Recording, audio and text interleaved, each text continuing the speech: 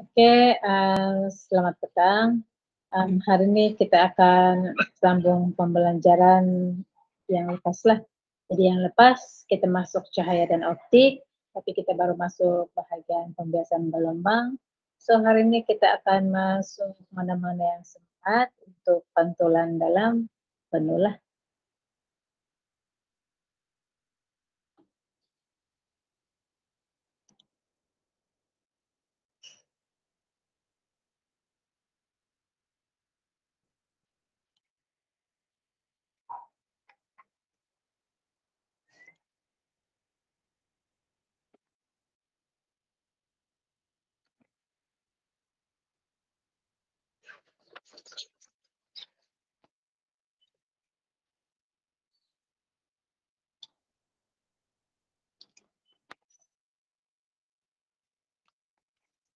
Oke, so pantulan dalam penuh.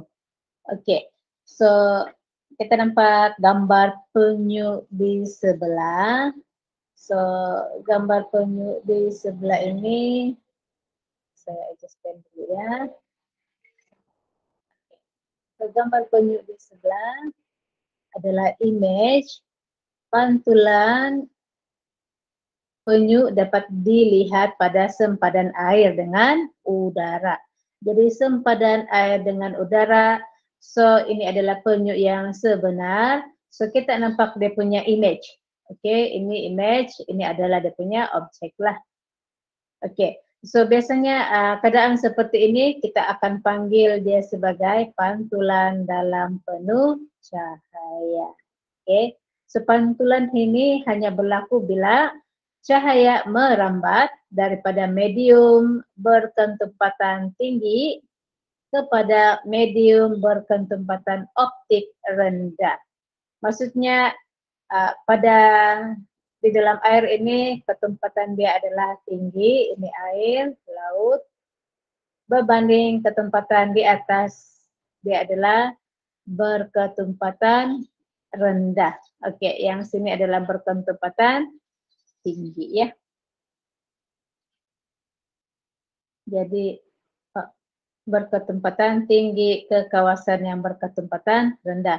Maksudnya cahaya itu merambat ke kawasan yang lebih rendah ketempatan. Oke.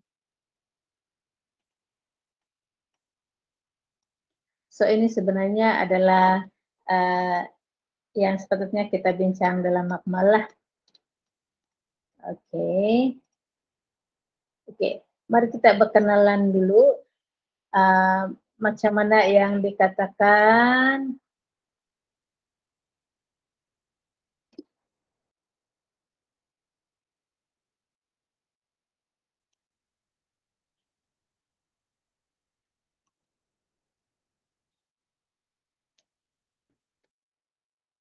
Oke. Oke, yang pertama. So kita nampak yang pertama yang kita perlu tahu cahaya itu merambat daripada kawasan yang berketempatan tinggi ke kawasan yang berketempatan rendah. Maksudnya daripada ketempatan tinggi laju cahaya adalah perlahan, ke kawasan udara laju cahaya adalah tinggi. Okey. So sini ada 3 sudut yang berbeza ya.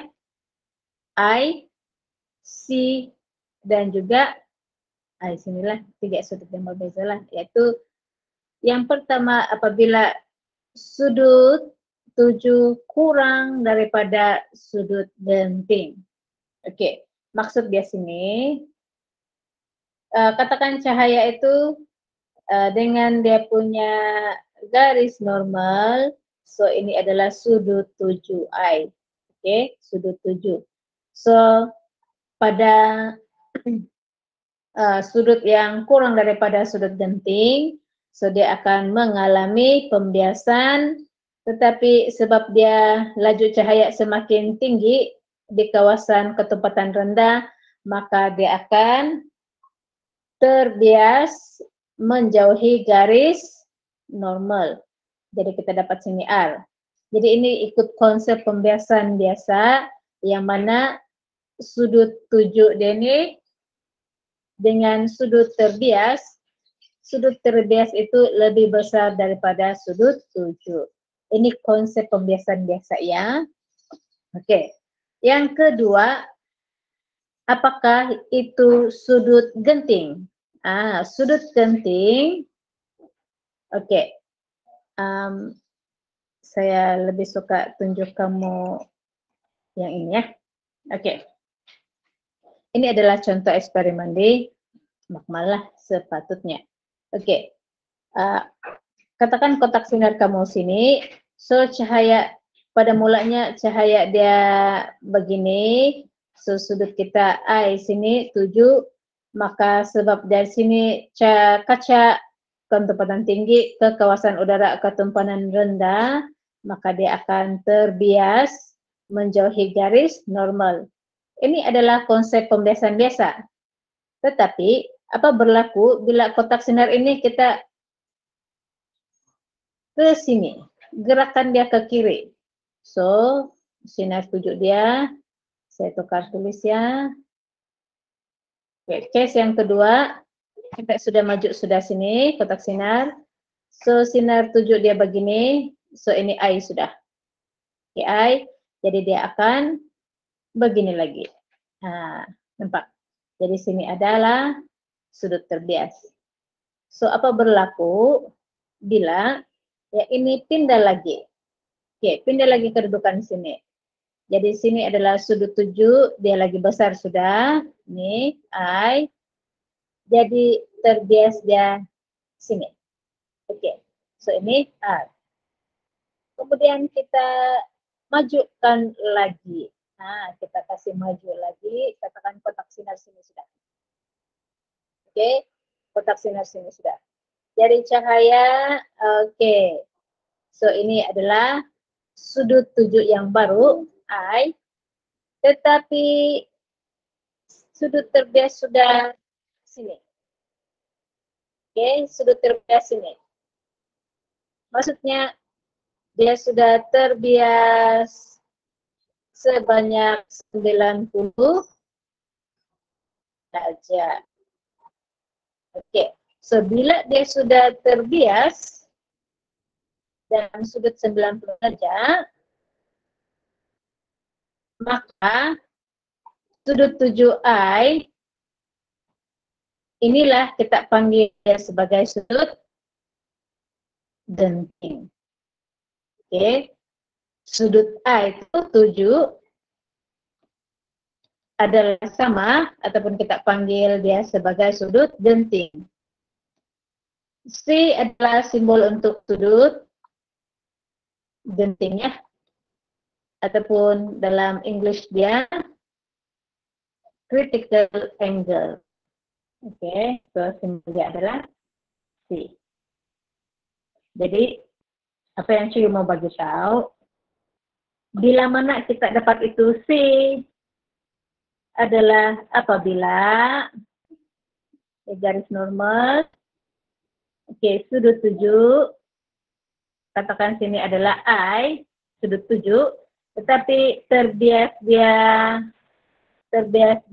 kamu dapat dalam 90 derajat. Maka sudut I itu inilah kita panggil dia sebagai critical angle.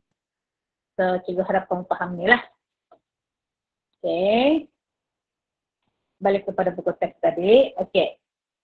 So, case yang kedua ini, sudut 7, kemudian mengalami pembiasan pada sudut 90 derajat.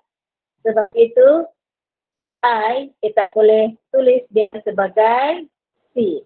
Sebab ini tulis C sudah. Jadi kamu tahu sudah sini sudut 7 dia adalah sama dengan critical angle.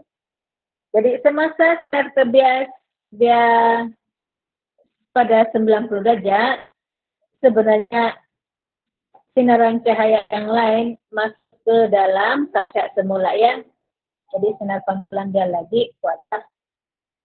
Yang pada sudut A pun, walaupun dia terbias seperti ini, tetapi sedikit cahaya dia masuk balik ke dalam kaca, tapi dia dalam bentuk sinar pantulan ya. Malah. Oke, so kita rujuk yang ketiga.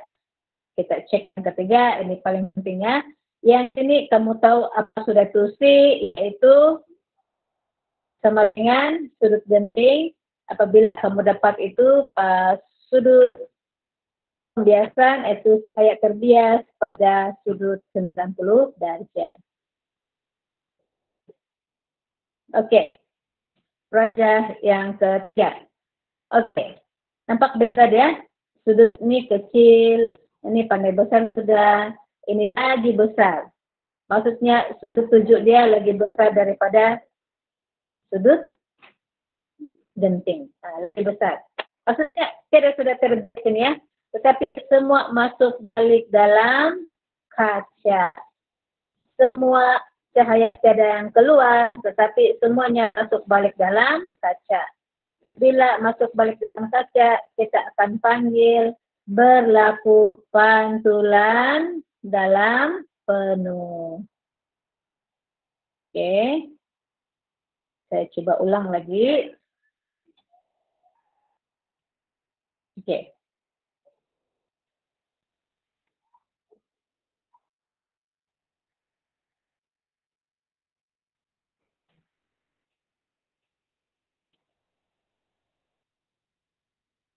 Oke.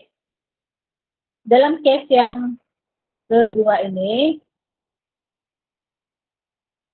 oke, dalam case yang kedua, pantulan dalam penuh.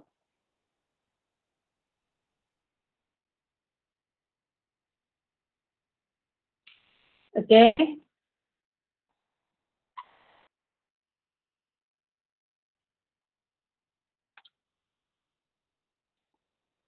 Oke, dalam case yang kedua ini,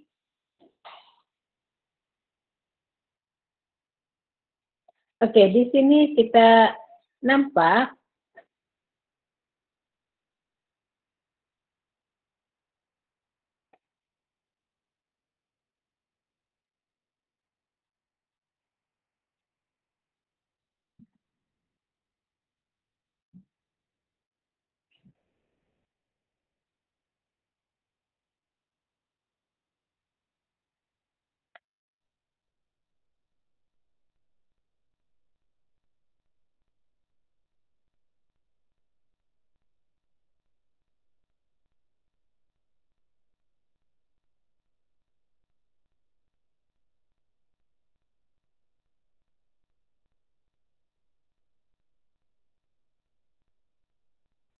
oke.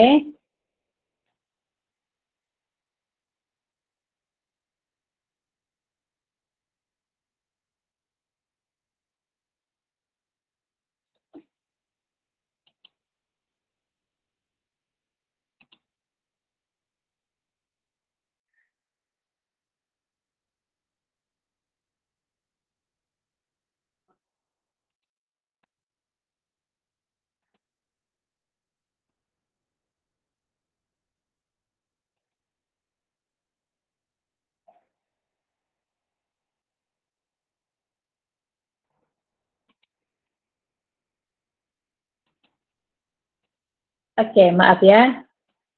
Saya keluar line tidak berapa oke. Oke, saya ulang lagi. Oke. Oke. Apa yang dimaksudkan dengan pantulan dalam penuh? Oke.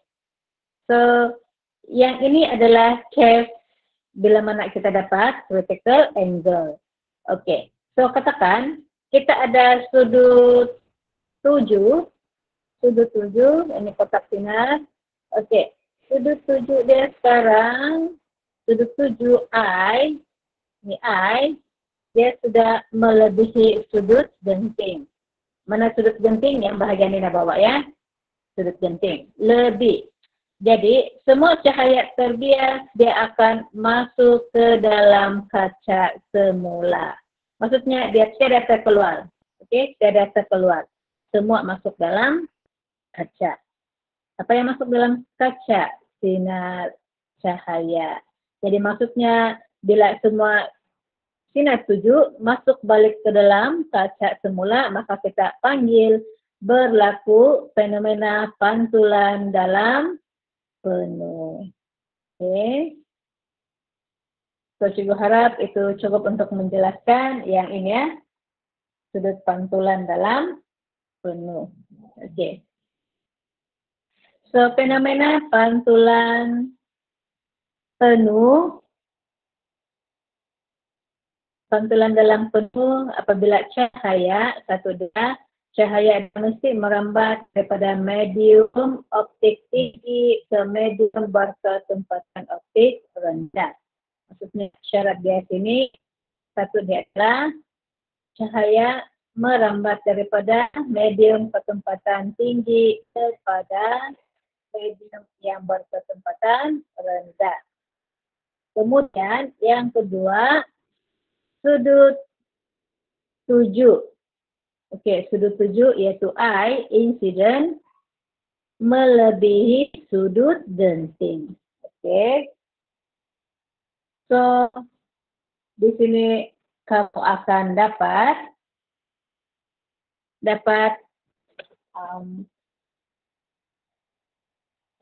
berlaku fenomena pantulan dalam penuh.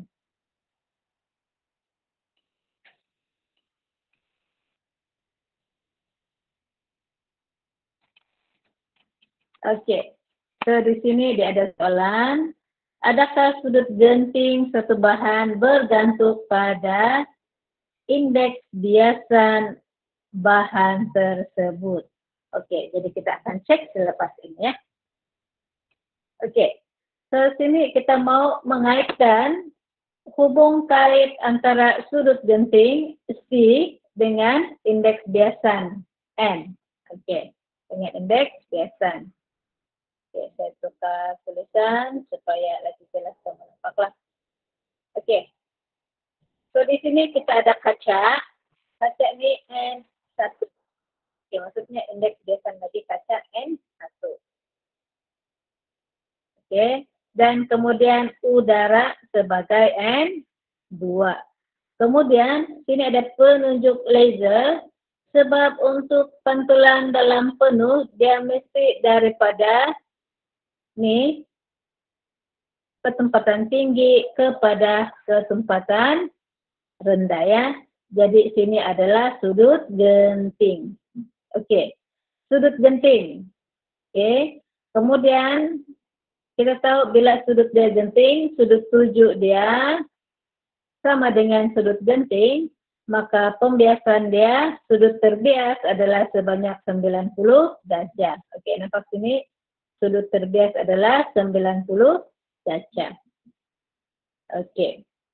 So kita mau kaitkan hukum Snell ya. So dalam hukum Snell, okey. Dalam hukum Snell, okey, hukum Snell.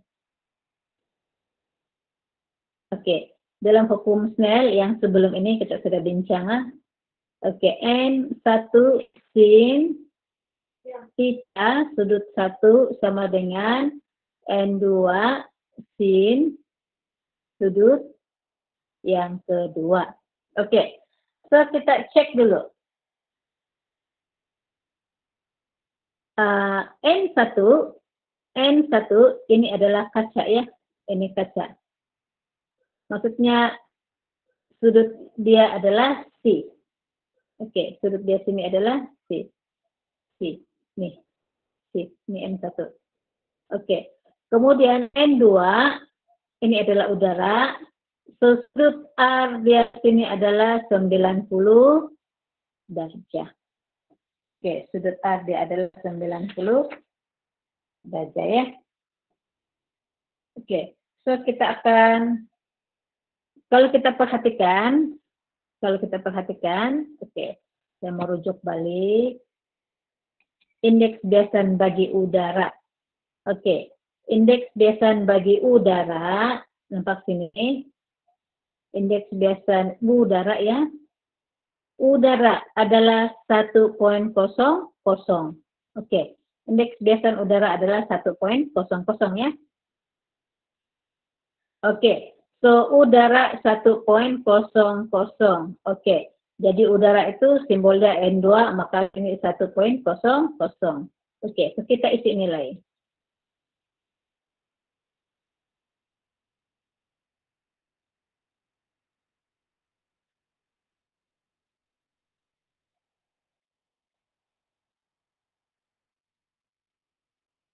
N1 sin sudut 7 kita ganti dengan sin C. Sebab ini nampak nih, C. Oke, sama dengan indeks bagi udara 1.00 darab dengan nih sudut terbias sin 90. Sin 90 adalah sama dengan 1 ya. Oke, jadi sini N1 sin C sama dengan 1.00 darab dengan yang kita dapat tadi. Kalau kamu cek dengan kalkulator, sin 90 adalah 1 ya. Oke, so sini kita dapat 1.00 darab 1 sebenarnya kamu akan dapat 1. Oke, dapat 1. Jadi kita mau cari hubungan indeks biasa dengan sudut genting, jadi N1 sama dengan ini pindah pergi sebelah. So, dia akan jadi bahagi 1 per sin C. Inilah adalah hubungan untuk indeks biasa dengan sudut genting. Jadi dapatlah rumus baru N 1 per sin C. Oke, 1 N sama dengan 1 per sin C. Oke.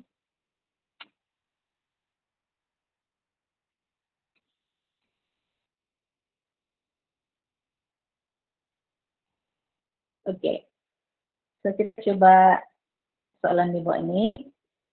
Secara umum, hubungan antara sudut genting C dengan indeks biasan adalah rumus yang kita dapat tadi. Terbitan yaitu N sama dengan 1 per sin C. Oke, katakan indeks biasan intan. Oke, memang indeks biasan intan, nampak sini, intan adalah yang tinggi, 2.42.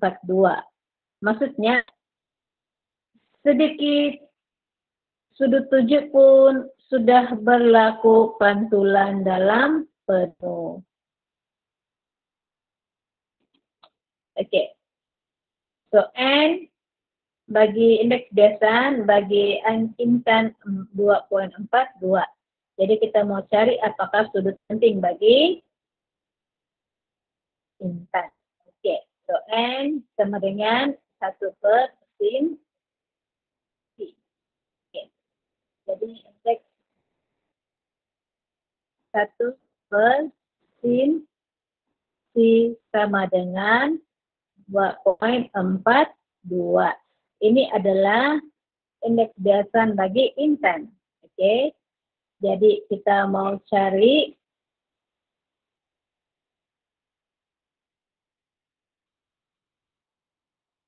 so kita akan dapat ini 1, jadi 2.42 darab dengan sin C sama dengan 1.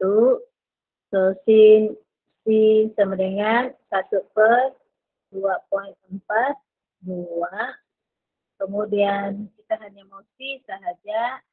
Jadi kita akan dapat sin negatif 1 dalam kurungan 1 per 2.42. So, sini kamu menggunakan rumus, maka kamu dapatlah sudut genting bagi intan adalah sebanyak 24,4 derajat.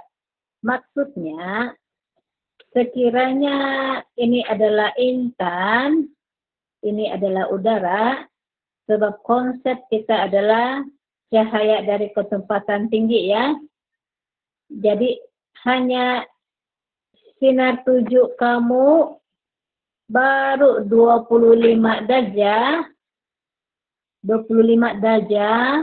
Maksudnya dia sudah melebihi 24,4. Jadi berlaku pantulan dalam penuh ini R ya.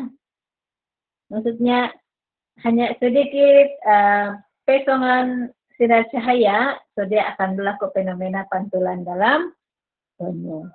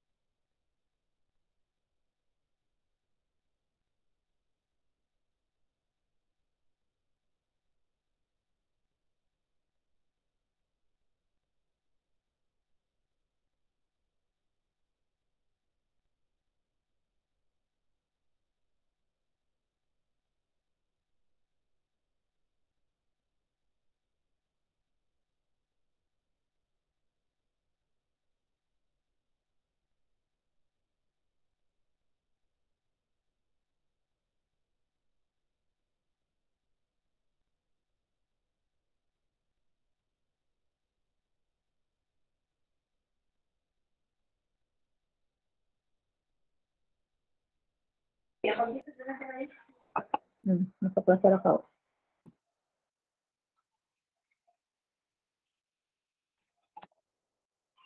Oke.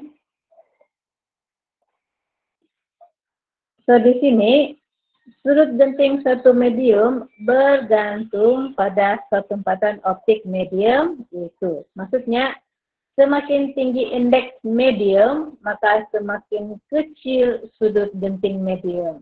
Maksudnya di sini, oke. So kalau kita lihat di sini,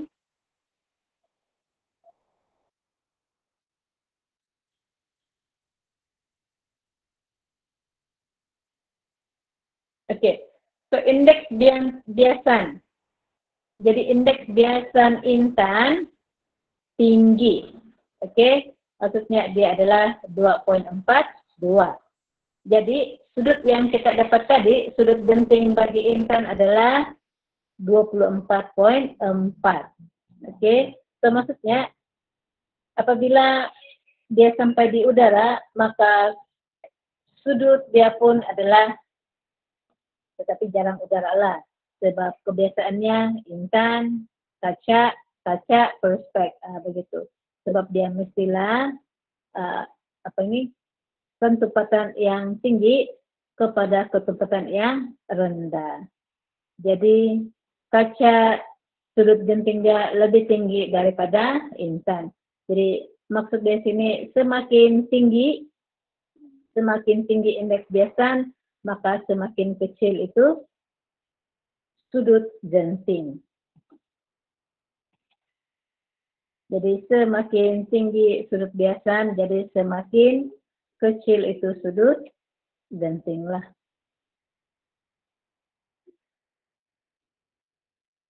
So fenomena semula jadi dan aplikasi pantulan dalam penuh.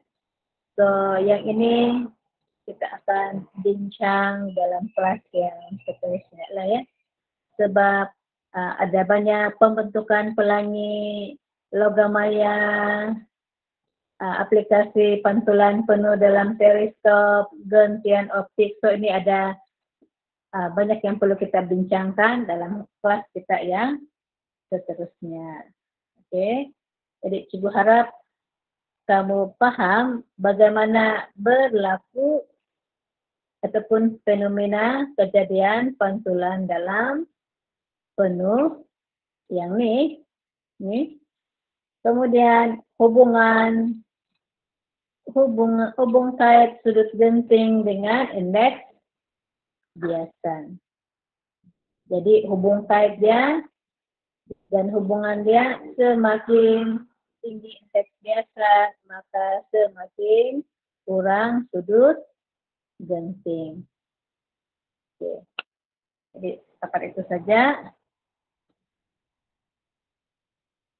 So, kita akan sambung kelas kita untuk part yang kedua seterusnya.